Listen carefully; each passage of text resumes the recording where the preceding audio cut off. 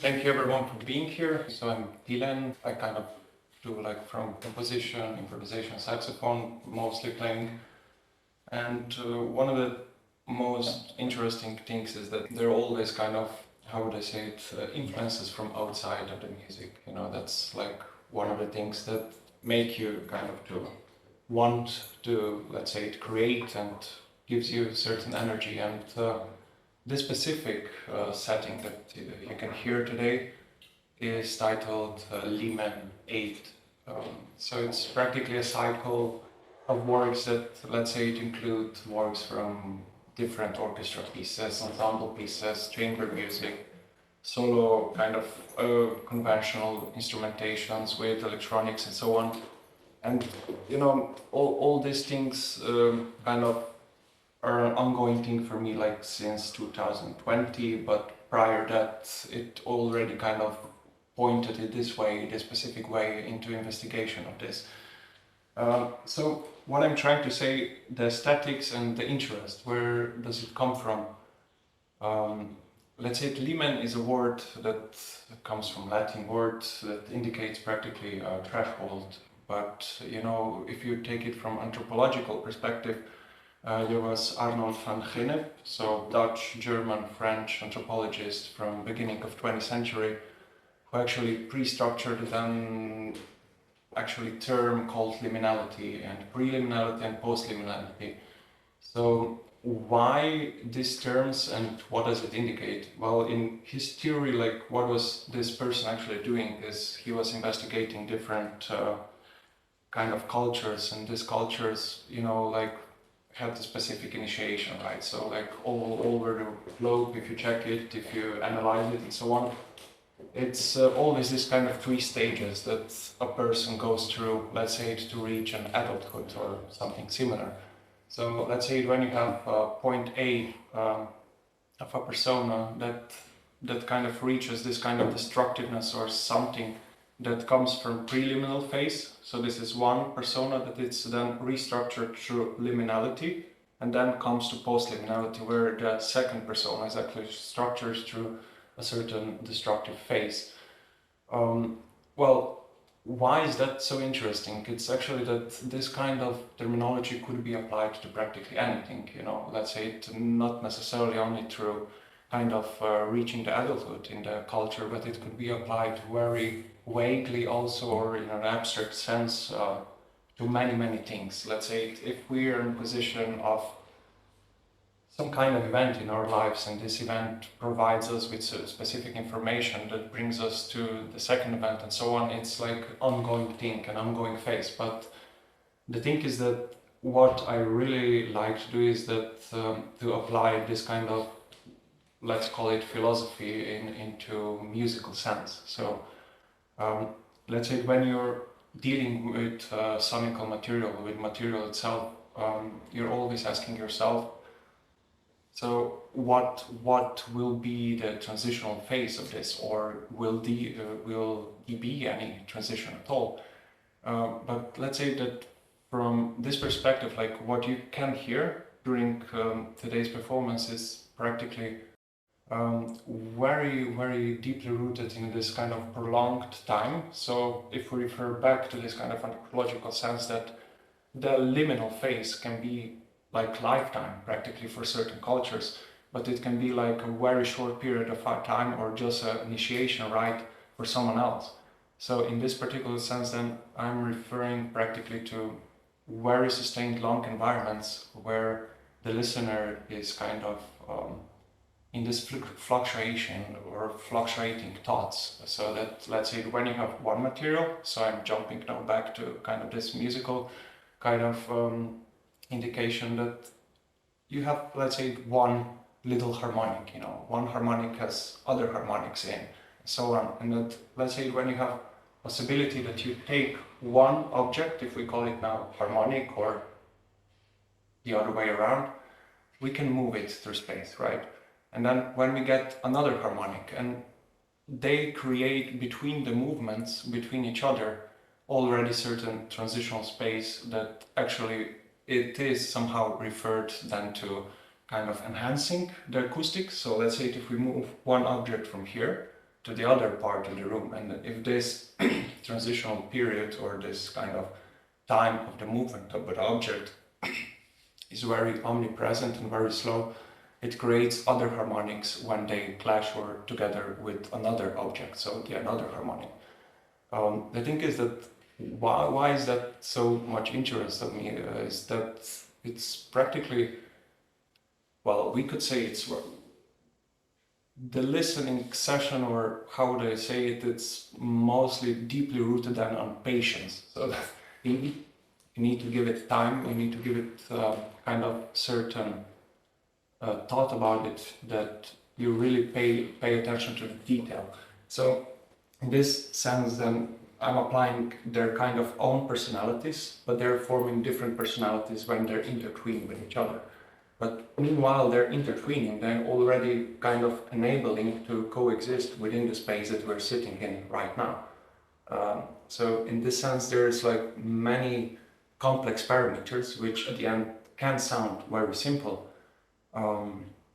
but with the time that we gave into it, or that we give them an option to resonate with us within the space, it gives them kind of this kind of possibility to form a new identity or a new personality. So this is how I would refer to roughly, let's say, where the inspiration came from and how it's related to this kind of anthropological, actually theory of it. So is this obsession or is it something else? It's hard to say. Well, I see it as one of the very kind of, I mean, it triggers me and gives me somehow much of energy to continue with this kind of work. So because this, let's say, if we're talking about acoustics of the space, about the sounds, objects that we're moving and everything, we can reapply this kind of concept to many genres of music. So for instance, if we're having an ensemble piece with conventional instruments or something, then you're again dealing with their identities, with their personalities. It can be referred to timbre, it could be referred to their specificity, like within their color or anything. But again, kind of dealing with it in this sense, it's kind of just keep on going. So it's just kind of rising cycle, which is collecting more and more works together. And somehow, I'm not sure if I would say, but it could be also a transitional period, that there's always an ending to a constant growing cycle of works that you're creating. So in this sense, it's also, somehow for me personally, like a certain liminal space on its own. So the idea is that we kind of tune back in, and instead of this kind of welcoming sounds, we give it a chance to listen to it. As a human being, you're always going through different stages in your life. So, let's say, I mean, it's out of the context, but let's say housing crisis in Netherlands, and to get a fair apartment that gives you, let's say, the basic human conditions like heating, like windows that you can open and so on, that is somehow, priced within a range that you can afford, brought me, then to many questions, because you're all constantly fighting through something, but the result at the end is somehow a domicile or something that actually enables you a safe space for creation. But besides that, that it's kind of funny actually, that's true. But besides this housing crisis, you many times end up in kind of this very kind of anxious situations that you don't know where you're going to sleep, and then you start to figure out where are, for instance, squats, and where are the areas that you can actually jump in and do this, and let's say that you kind of join the community of it.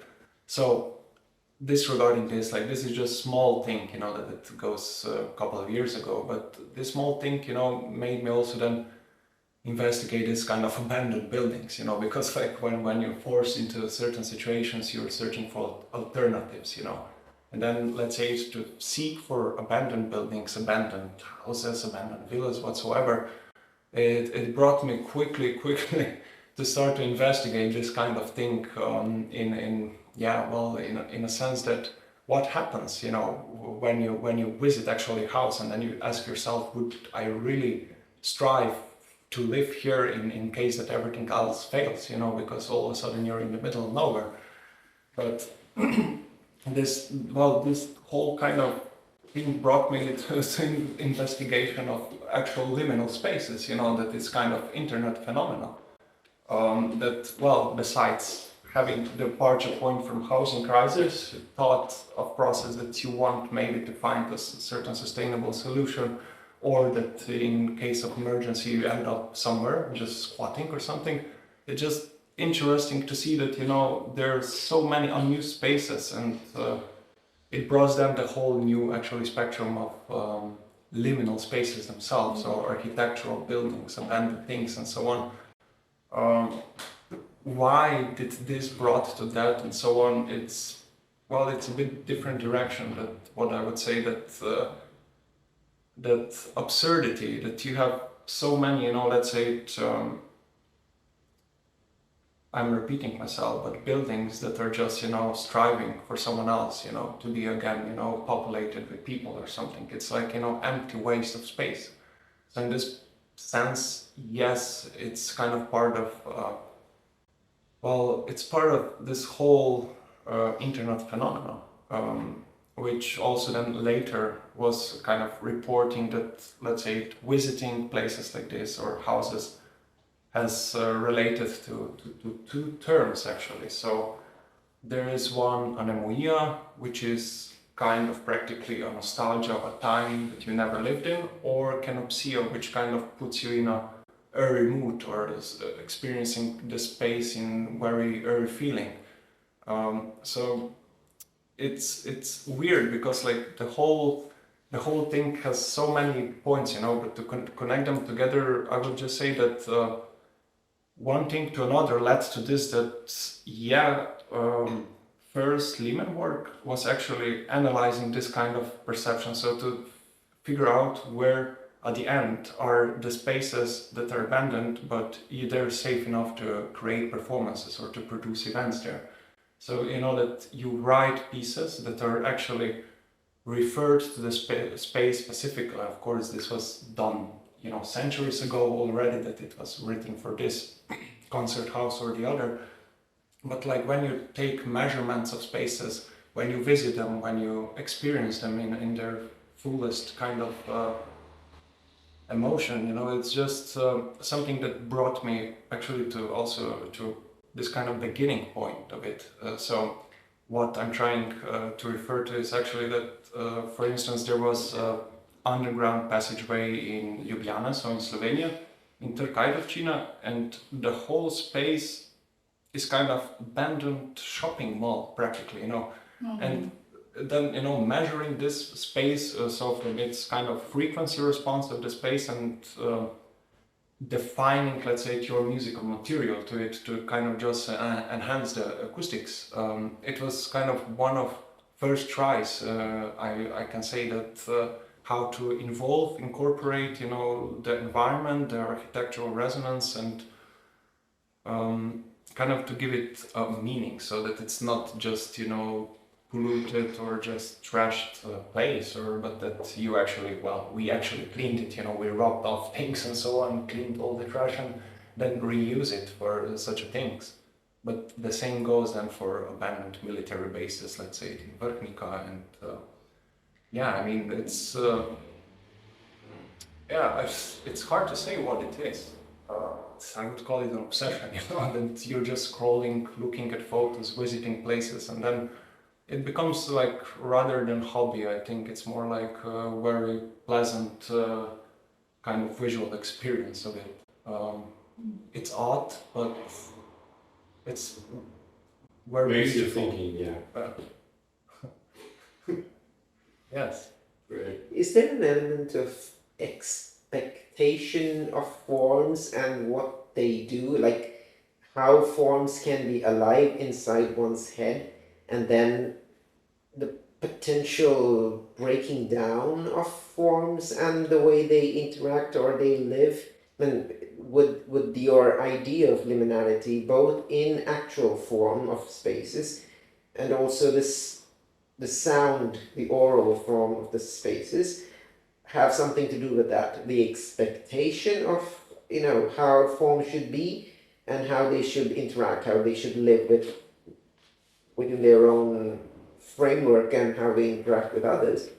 And how this can break down and reform, or what kind of things can happen with it if there is a point of disintegration, or like you were saying, abandoned buildings, for example, when there's no occupation. Is there some, does that resonate? Because when I'm listening to what you said right now, and with whatever little I heard of the sounds that were there for our your presentation here, I got the feeling that there was this permission to sort of break out of expectations, subjective expectations of what forms are and what they should do. Would that make sense? Yeah, but now let's say talking about forms in the preforming, the context of the objects, or in forms of what the spaces resonate within. So that's my question back. So that you mean that, let's say that the kind of the movement of sound is there, or does it relate to a physical building? I mean both levels. Because you were also talking about the physical spaces, physical buildings, for example, and you're also talking about how that informs your ideas of the sound part of it. So I was thinking, is there some sort of connection with ideas of how, or expectations of how structures would be, and how these structures can sort of interact and change and erode away from that initial expectation and form something completely different, and that time of transition being this liminal zone or whatever? Does that make, is that where you're coming from? I'm just trying to understand what... Yeah, so let's say form in the sense that if we go back to this musical sense, let's say frequency response of the space predetermines your harmonical material, so that you're building up certain kind of relations between the frequencies. But the thing is that, let's say, when you have a resonance of space and the frequencies that are the most present and the loudest within kind of enhancing it, they bring you two things. So usually I work then with two frequencies that were the loudest, but then what I did between them is to calculate just this frequency modulation between them. So this means that you are keeping material of both frequencies there, but kind of this kind of mutation between the material can reappear and appear back, so that sometimes you're enhancing one frequency, sometimes the other, but the third, when it comes to frequency modulation itself, it's a bit ambivalent, so it doesn't leave you neither with one, neither with second one, but it's a very beautiful technique to use. Let's say that you have a transition between them two, because you allow yourself with something that really enhances, the second one that again enhances it, but the kind of space between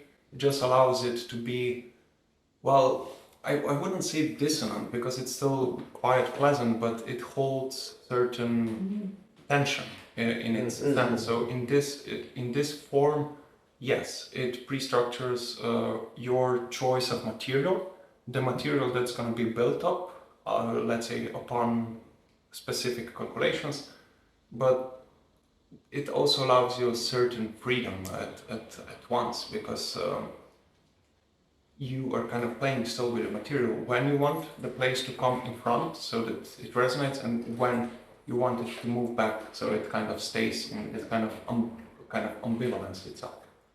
Right. So if I'm understanding you correctly, the sort of principle is that there are structural identities, but then they flirt around a bit in the interaction phase. There is this tension. There is no clarity on the way they will interact, or if they will interact in a predetermined consonant way, and something new can emerge from that. Yeah, but you still have two frequencies that were taken. So one is going to be enhanced from beginning, and the second one appears towards the ending.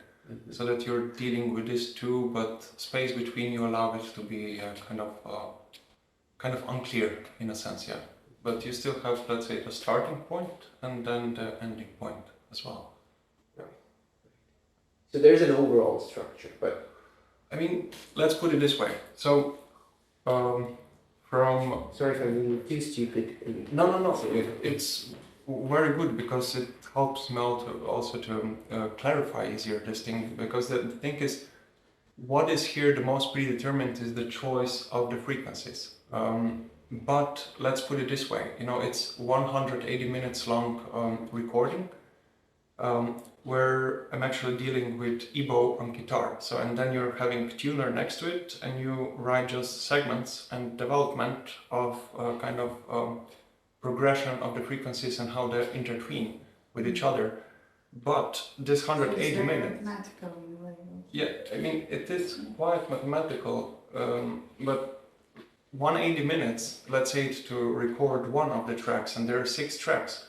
It takes a lot of attention, so a lot of dedication, that you sit down and you do it from the beginning till the end.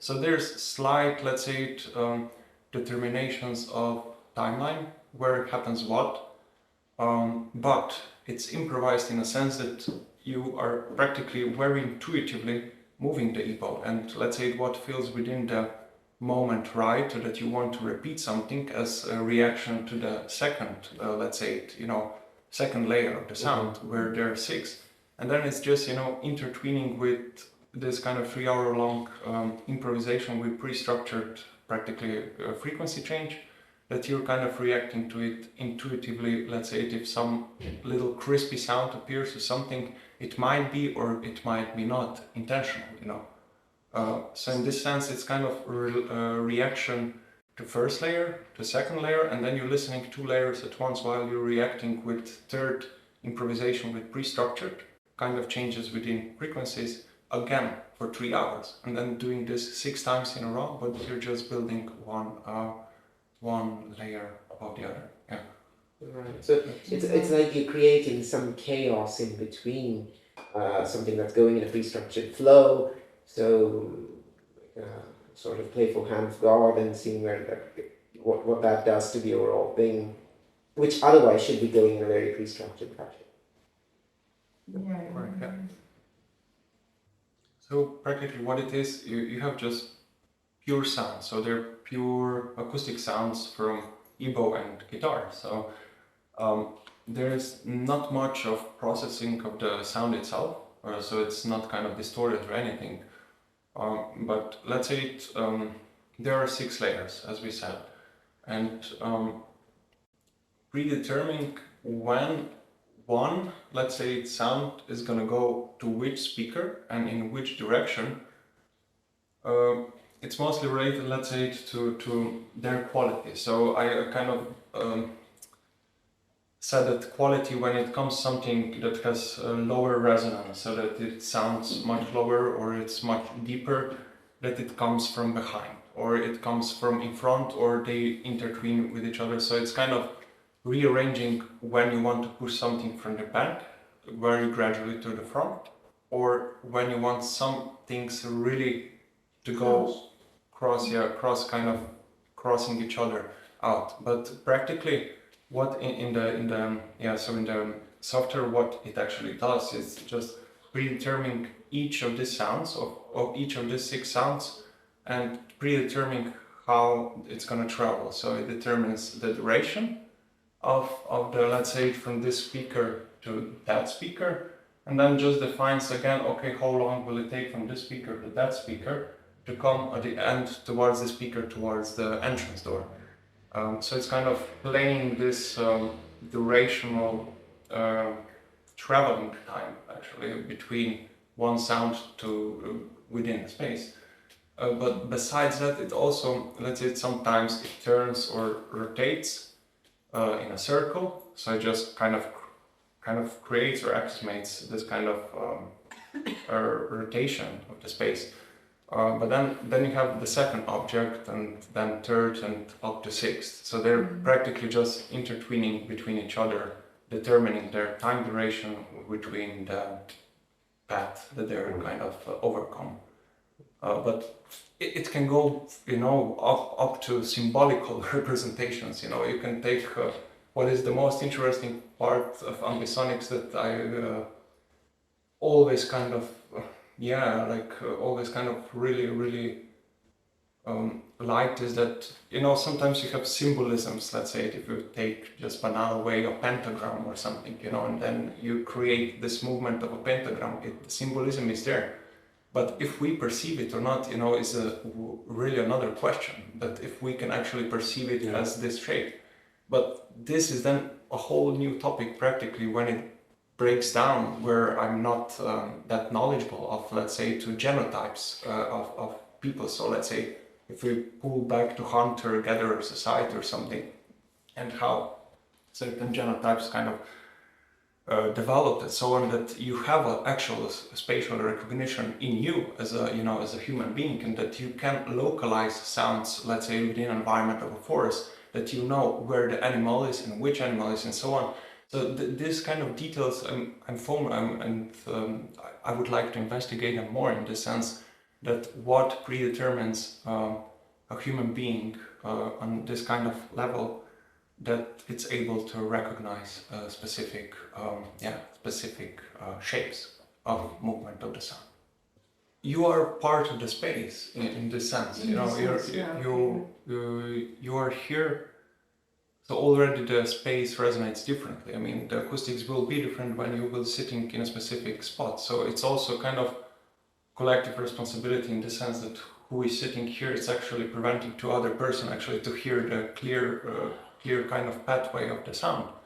But this is part of it, you know, that's what intrigues you and makes it part of the live performance. Mm-hmm. But let's say object, it's, I'm not sure, but for me personally it just means that we have a sound that we can move it.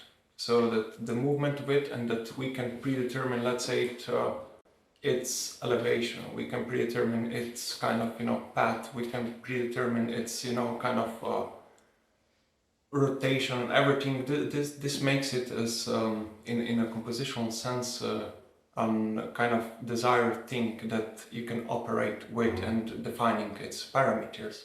But in this sense, parameters can be very abstract, because sound itself has already parameters of a parameter, and then just it's building up, it's kind of practically piling up the whole additive thing. So one thing above the other. But yeah, that's somehow that I understand it.